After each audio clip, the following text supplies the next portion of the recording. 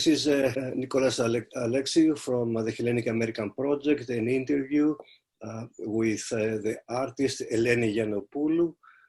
She participates in the current art exhibit at Queen's College and the Hellenic American Project, a virtual exhibition. Today, June 22nd, we have this interview. Thank you very much for accepting this interview, Eleni. And I would like to start with some personal biographical information, your background, where you were born, when you came to the States, the family background, etc. Of course. Thank you for asking me to do these questions. I'm actually very excited to participate on something that has to do with my actual country. And yeah, Greece is important to me. I was born here. I was born in Thessaloniki. My dad is from Thessaloniki and my mom is from Crete. So I kind of grew up in between the south and the north. My family was not related to arts at all. I guess I had some sort of calling since a young age, and I decided to follow it. It was very interesting for me to go to the States because it was a dream of mine. I first went to Italy in Florence when I was 17 years old to study painting and classical drawing, which, as you could see from my work, is completely different from what I do now. And there I felt enamored with the world of the arts, but I completely felt like I was in some kind of museum in the past, because Florence, Italy is such a closed community. You almost don't even hear what happens outside of it. And it's so beautiful, full of old art, Western Italian art, the Renaissance, and that's where I focused during those 3 years. And then I wanted to continue, and there was this one school, this one master program that I dreamed of, which is the New York Academy of Art. And it was very difficult to actually manage this dream of mine because, as you said, I wanted to do that right on the time of the austerity, so it was even more financially difficult with being during that situation. But I was actually very lucky to receive a big scholarship from the school, and I got a grant from Elizabeth Greensields, an incredible organization in Canada, and I had enough money to go, and I decided to go to New York. I didn't know almost anything about the States or about New York or even about the contemporary art world. I really didn't know what I was getting into. I was in this like young romantic dream of I'm gonna go and be an artist, and it was interesting to go to New York from Greece. And I remember I went to Sunset Park, where I still live there now. But I found this apartment and I lived with two lovely guys, and it was an interesting beginning, my life in the States. I had no family there, no friends, and I really dove deep into the program, the school. It offered me so much, and that's how it started. But you became aware that it is a large Greek-American community in New York? Actually, to be honest with you, because I didn't have any family, and also because personally I'm not religious, so even though my grandparents are, I didn't have need or wanting to keep going with the church. I actually didn't have a lot of contact with the Greek American community until, I guess, even until now. This show is the closest I've been to the Greek American community, actually. So I'm very glad that the Hellenic American Project and Queen's College offers that connection and bridge with the Greek American community. Of course. So overall, how many years you are now in New York? 6 years I will be this year. And at the same time, you travel often back to Greece. Yeah, I try to travel twice a year at least to be in contact with my family and with my country. I'm very close with my family. I feel like this is a very Greek part of mine. Family is very important. So yeah, I travel often back here. What are their thoughts your family has about you being here and for 6 years now? They are proud of me. They know I'm doing well and I'm going after my dream, and but at the same time they want me to come back, to be closer, and they also want me to be able to, since I have some kind of commentary, artistic or social commentary to offer, they want me to actually offer it to my country as well and not just somewhere foreign. So we have this conversation often that it's time for me to come back and be closer, and but we'll see. But it is a plan that eventually you stay here or you go back or you continue to live in both countries. For me, I believe that for now I will stay in New York for a few more years, since right now actually it's the first time my dream gallery has reached out to me, the one that is a quite a big gallery, and it was always something very important to me. So things are starting to be more like to take a place that I really appreciate in the States. So I think I'll be staying for a few more years. I don't know what exactly that means. I also have some kind of career in Mexico. So I also travel in Mexico a lot. But to be honest, I'm not sure. I know I want to be back in my country, definitely for a longer period of time, to stay with my grandparents, to see them for a bit. But I don't feel like I have to decide a base, especially since I don't have family of my own that I have to look after. So I live a little bit of a nomadic life. I don't make too many plans. Well, it seems you are a person of the Greek diaspora, Greece, Italy, New York, Mexico, a constant movement.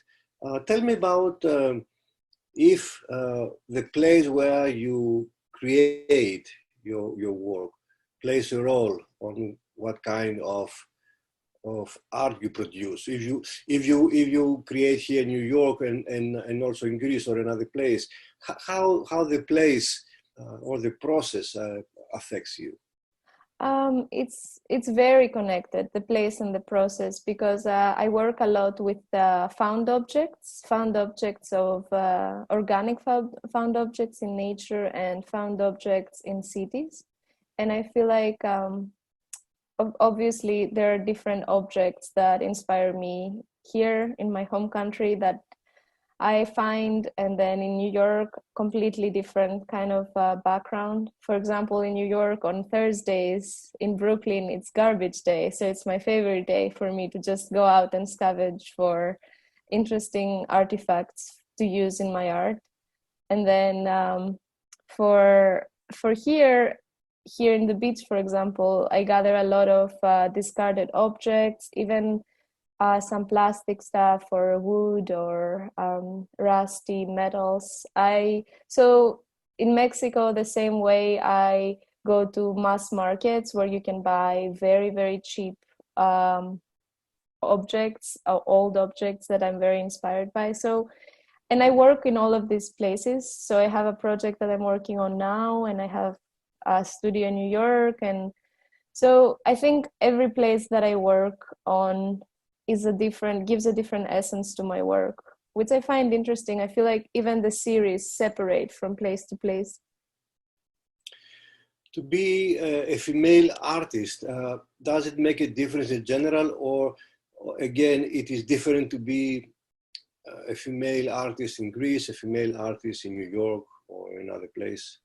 I believe that, well, how I would like to perceive it is being an artist, female or male, should be the same. I don't want to be perceived as a female artist. I don't want to be perceived as I know that this comes with my biography, of course, and it's important and people care about the story, but I would prefer the art to be seen without too many details about the artist. I would prefer people to be able to appreciate whatever they see without caring about my gender or where I come from. And then maybe if they care and they want to read about my details, that would be important. But I don't like when female artists are being separated as something different, because I think that gets us farther from equality in the arts and other places.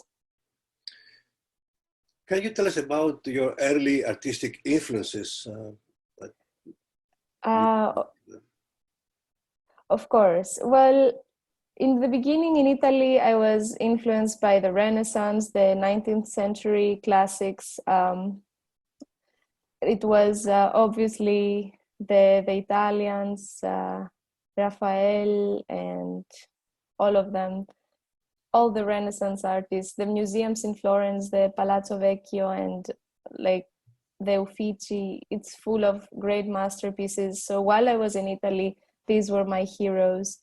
In Greece, honestly, since my family didn't have too much to do with arts, I didn't learn too much for Greek artists until I went to New York, that I was more interested in contemporary art, and then I did my own research. There is one artist that she had a career early on and then she stopped. Her name is Rula Kalestu, that I very much admire. Then obviously after I started doing my work that I do now and finding more of my personal voice, I have my heroes now that are Louis Bourgeois, David Bochnarovich, and other important installation and sculpture artists. But I take a lot of inspiration from poetry and literature, like Baudelaire, and I like the cursed poets, and Patti Smith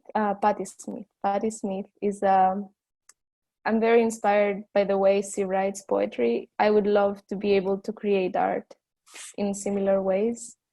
But yeah, I think that while I constantly am trying to find new things to read and new music to listen and new art to see, my influences change. However, try to meet Patti Smith, because she comes to Greece very often, and she's very much loved in Greece. And also that you are here in New York. Actually, I haven't tried to meet her, but I've read a lot of her books and I've heard a lot of her interviews, and I really like the way she thinks. Also, Leonard Cohen, who is also connected with Greece in a very special way. The way that he writes, and I went to Hydra last year and I went to visit his house there, and yeah, it's amazing how a lot of great artists and intellectuals have chosen Greece as a place or refuge to have. So your core ethnic identity, it is that you're Greek, although you spent a few years now here in New York, but also this what characterizes you, it is this Greekness. Do you see any elements of Greekness into your art also? Yes, I think it's there is some certain kind of simplicity that you would see walking in an alley in Thessaloniki or Athens that I think is completely connected with the way I compose my sculptures. Simplicity and kind of like a degenerate beauty. A beauty of distraction, a beauty of old wealth, and also it's not as contemporary as other places. I feel like we still use objects that other people don't even know how to use now, and I find this very attractive. I'm a little bit of sentimental. So there's a lot of sentimentality in my work, and I think it's the same kind of sentimentality you see in some poor or more quiet neighborhoods in Greece. Yeah. I see. Do you want to say a few more things about your work, that it is part of the current exhibit we have at the Hellenic American Project and Queen's College? Yeah, of course. About when it happened, how, the material? Yeah, I actually sent a list of available works to Tiffany, and she chose the two that she chose, the bed and the little tent, and they're both very, very important pieces in my work. The bed started happening when, like, right in the beginning of when I started changing from painting into sculpture, and it's kind of a self-portrait. It's my bed, and I remember that it was a time that I was really working really very hard for my work, and the only place that I would go and calm down would be my room. And my room in New York was so tiny that it's kind of like it was only my bed which had a lot of pillows, and I actually felt it was really, really comfortable. I never felt it was a problem that it was small or anything. So I think it was kind of a homage, a portrait of that bed. And it also, I think it touched on subjects of conformity and female sexuality, how pillows could be also lovers, or different parts that you decide to take into your personal space. So that piece is very, very close to me, a self-portrait. So when she chose that, I was happy that this would be connected, because also I think that beds are so important. I did a whole series on beds. I made about 20 or 30 different kind of beds that were hanging, and I think that each bed is a portrait of a human, and objects that are simple like a bed and we use every day can be very interesting in the way they exist and in the way we think about them and the way that we find comfort or other emotions on them. Excellent. Do you think that the artists should be interesting or involved with social and political things that happen at their times? Honestly, I think that as artists, it's our responsibility to respond, and especially on times of turbulence, right? Like now, or on times that people are actually going out in the streets, that on times that we see almost a revolution happening, especially in the United States right now, artists have the responsibility to any way they can, always with knowledge and respect and sensitivity, to comment the way they want. But I feel like artists have to make this revolution irresistible. I think that's a quote somebody said that I don't remember their name, which I should, but I really believe that. I think that that's what art should be, besides a conformity for more wealthy people. I think it should be, I think the commentary should be connected with the society and the way it turns and it reacts. So you experienced the early stages of the pandemic and the lockdown here in New York. Tell us about this experience, how that affected you as a person and also as an artist. You were able to create anything during that period? Yeah, of course. So when it all started, it was actually a weird time for me, because it was a time where I was starting to plan 2 different exhibitions in 2 different cities. And it was a time where my studio was full of art. I was in a role creating a lot. And then the studio closed down, and my work that was in there and a lot of my tools I didn't have access to them. But I took a lot of them in my apartment, and I created another series of smaller works in my place during the pandemic, which I found it was obviously very, I think artists were lucky during the pandemic, because we've kind of learned to isolate and use creation as a way to get out of whatever horrible thing might be happening. So that's how I used it for some time. And then I think that this series has some sort of it has a very different essence from my other work. I can't tell yet how exactly it is different. I think it's too early, but it's definitely different, the work that was created. My experience during the pandemic, it was quite scary. I lived in Brooklyn in Sunset Park, and especially in my street, so many people died. Every day you'd see ambulances coming to pick up corpses, and the funeral homes had the fridges out of them for the corpses, and there was a lot of death for sure. And I think there was a lot of reality of who did this pandemic mostly affected in that way. And it was a lot of people that had to keep going to work, and they didn't have the option to self-isolate. And a lot of people couldn't even, I personally couldn't even reach unemployment because of my visa status. And I think I'm one of the lucky ones. So I imagine around my neighborhood, there were so many people of Latin descent or other immigrants that didn't even have any of the help that other American citizens had. And it was quite harsh to see that.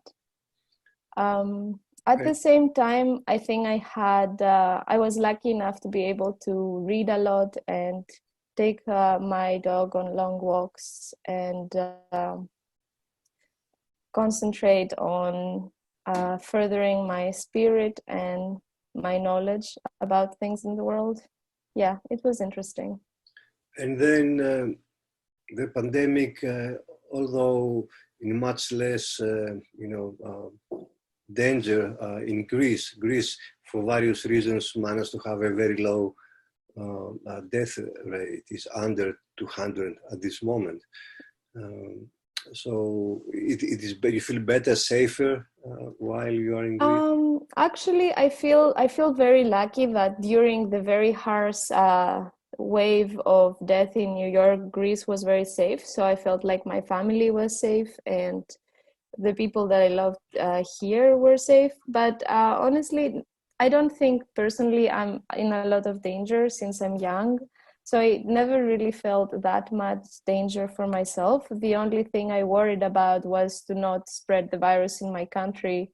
So obviously I did the quarantine and I self-isolated, and now everything was fine. But I'm a little bit worried because Greece has opened up and they didn't even tested us. Me coming back from New York, I didn't even receive a test in the airport, which they said they would. So I really hope it doesn't get to Greece later and really devastates the country, because I don't think we're prepared for a big crisis right now. Next year also coincides with the bicentennial anniversary of the War of Independence of 1821, 2021. You as an artist, how you understand, how you receive this anniversary? I believe that I believe that for Greece is a very important. It's kind of like our Independence Day, right? The time that we managed to get out of our slavehood under the Turks, and it symbolizes a revolution for ourselves. Symbolizes a time where people decided to fight and for the best, get out from whatever was holding them down. So for me, I am grateful to my ancestors, and I think it's a very important time for Greek heritage. Tell us about your future plans. You plan to come back, to continue working from Greece, to continue working from here?